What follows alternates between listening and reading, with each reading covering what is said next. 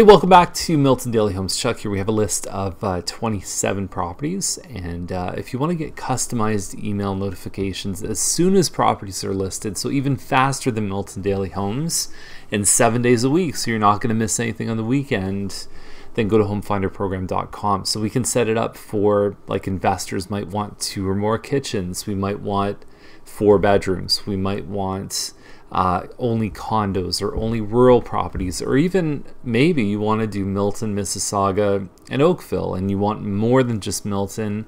All of that is available at homefinderprogram.com. Just leave some information. We'll get in touch. We'll refine the criteria, and then we'll get started. And email updates so you get the information at the same speed we do, which is instantaneous. Let's get started with today's list. So we're going to start off with 1025 Nadlin, number 13379, and it looks like the roof is cut off here. Now, that's not even the worst picture. This is here, a bunch of styrofoam containers on the countertop, and I feel like really what they're saying is, we don't give about how our home looks, and this is the agent. I would put probably more responsibility on the agent for this, because the market's so good, and so from my perspective, there's always value in presenting a home at its highest and best level.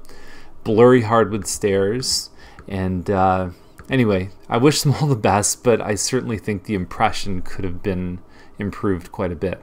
Okay, so there's another one on Nadlin Heights, 447,888. It's an Emery model built by Mattamy, 1370 square feet. And so cabinets are nice, tiles look nice, they got a fancy faucet, but it's carpet. It's got a nice open concept layout. And then they have 2 shots here of what's behind. And so this is actually going to be a fire station. So maybe you'll catch shirtless firefighters washing their trucks down, you know, but for the most part I would say that that's probably a little bit less desirable for most people than even having homes behind. So overall it's probably not a huge draw if somebody knows what's going on behind there. 20 Fulton wasn't purchased that long ago.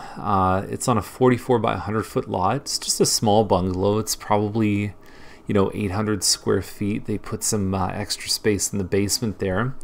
2 bedrooms. So I like this as a condo alternative. I like this as a place where, compared to 100 Millside, you don't have condo fees. You have a bit more of a backyard. However, it's in the floodplain. So it's actually in a commercial zoned area. This purple right here, commercial business district. And so there might be some future value in that. I'm not sure, because this thatched area right here is all floodplain, which means your low-lying land in Milton, and we haven't had a flood in 50-something years, so it's unlikely that will happen. But guess what? These properties in this area are going to be one of the first ones to get hit if it did ever happen. So anyway, that's something I just don't know. There are restrictions on that, and so you would have to go through conservation and figure out what you could do. I have a feeling you're not going to be able to rip this down and change the footprint. You might be able to do a second story on here, but you're probably not adding length or width onto this home. But anyway, look into it, do your homework, but it is in the floodplain area. And it wasn't purchased that long ago, so they have made some improvements, but this is a lot higher than what they paid for the home within the last, I'm going to say, year or 2. So in addition to the people who want their address to say 420 something, 69 Suitor might also appeal to a certain crowd, and they put it at 469.9. And so it's a 1723 square foot townhouse end unit. There's a room here that's basically big enough for a chair. I mean, maybe it's good for a home office, but overall the layout's pretty good here. You've got an open concept kitchen, and the price is good for this amount of square footage in a end unit townhouse at 469. I think it's going to go really fast. You're probably budgeting about $1,000 to $1,500 for the fence. If you look here, it looks like it has central air. You want to verify that. Other costs usually with brand new homes like this are window coverings and appliances, but I think they've got that covered here. It's a good deal for this home. So Brandon Terrace is at $489, and so it looks like you've got some green space there. You've got a nice looking home in terms of upgrades. For the location, for me, it's not ideal. And there's a home for everyone. There's a location for everyone. Finished basement. So these big tall fences here. So this is where Brandon Terrace is. It's a great location, like on Maple. You go down this way, you've got restaurants, you've got Galaxy Cinemas. You could go hit balls at golf towns. You could have a really fun Ferris Bueller's Day Off there. But my problem is that's really, really close to the highway.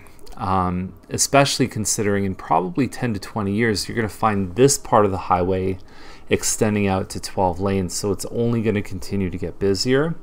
So the home looks good. It's just probably not my kind of perfect A location. So Blinko Terrace is $595. It's in the brand new area, just in the old Patterson Farm area by James Snow and Trudeau kind of thing. It has a feature that I think you don't see very often in single car garage detached homes, and that is 3 bathrooms up on the second floor. So if you have the kind of family, if you're using your bedrooms, 4 bedrooms, and you've got, let's say, 3 kids, having that extra bathroom is huge. So inside, the features look nice. You've got 9-foot ceilings, hardwood floors, neutral colors, California shutters.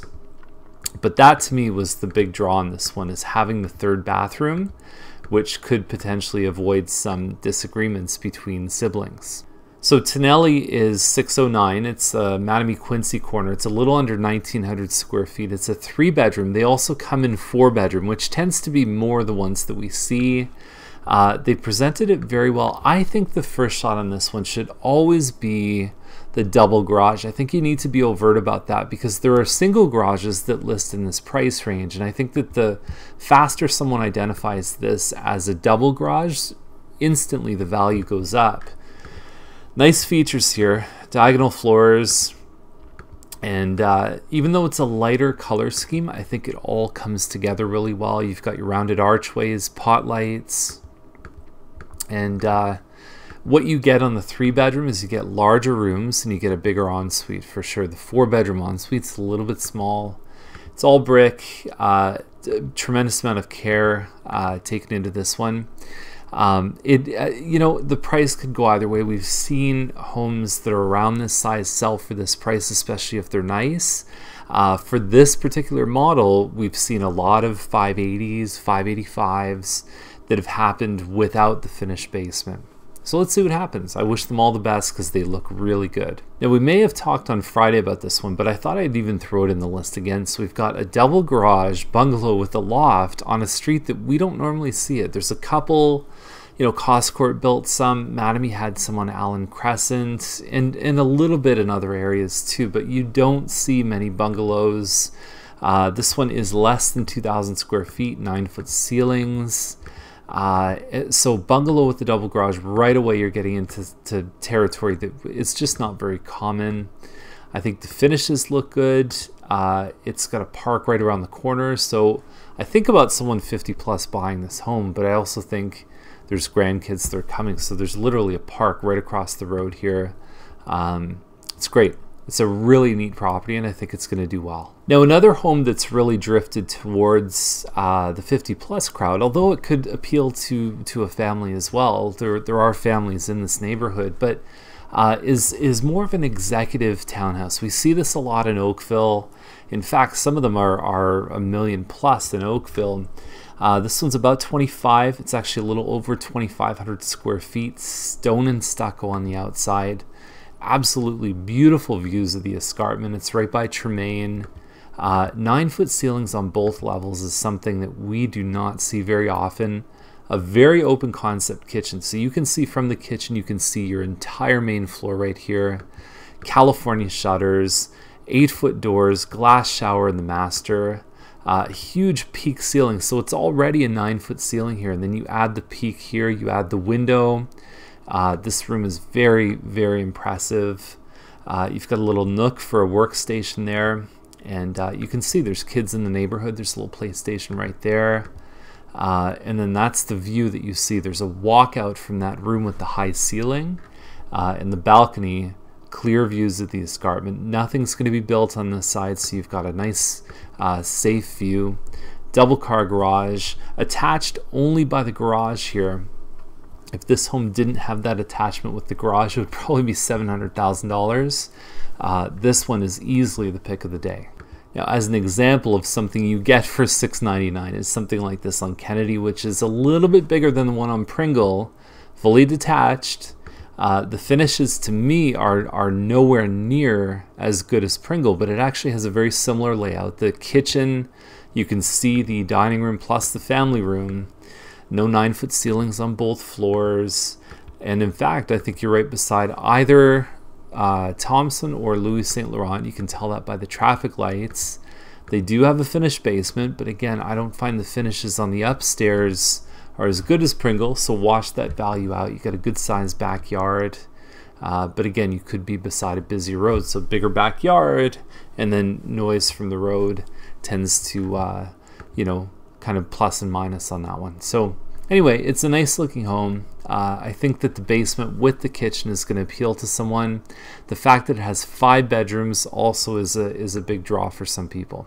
I saw this one on Malbouef on Friday, and $749,900. It's about a little over 3,000 square feet, 5-bedroom home. Nice finishes inside. There is carpet. It's easy enough to put hardwood in. Nice colors in the kitchen, classic colors in the kitchen, and 5 bedrooms upstairs. All of them are connected to their own bathroom, which again can avoid disagreements. But the amount of space that you have behind this home is something that I haven't seen very often in Milton. I remember when this street was being built, I saw a home here, but now that the trees have grown in a little bit more, you have easily 2 football fields before you even come close to a home here. You've got a path that comes far enough away from this one that it's about as private as you can get in Milton. It feels almost like a rural property. So it's a great backyard. It's unbelievable. They did some nice landscaping here. But the view, to me, is without a doubt the best feature on this home. Now, this one on Hinchey is not far from the one we just talked about on Malbouef. A little bit deeper yard. You've got the water behind, which I'd probably prefer water over grass. But they're really playing the upgrade game, because this home is probably 700-800 square feet smaller than the one we just talked about, but it has more money spent on upgrades, right? So there's a room upstairs. This room right here is pretty small, and it doesn't have a closet, so it's more of a den, but we'll call it a 4th bedroom. And then you on the other side you're facing a park, so you got pond behind, park in front. That to me is just about as good as it gets for location. So this one on Fifth Sideroad we talked about when it listed before. You got to watch the dump trucks coming down off Dublin line, coming across 5 to get onto the 401 at Highway 25. So there's quite a few big trucks, big dump trucks that are coming by you every day. Now when the Tremaine exit opens up, I'm not sure which direction they're going to go. That may eliminate some of that traffic. It is very close to town. I believe it's zoned future development, and there is commercial behind. You can see some of it back there. So location-wise, there are a few yellow flags here, you know, that may actually be okay in terms of future value. But for living here, you know, things may change around you. So that's the list for today. If you have any questions, give us a call, 905-693-9346, or go to homefinderprogram.com. Get those updates started so that you can get information really fast, because in this market, speed counts. Have a great day. We'll see you tomorrow.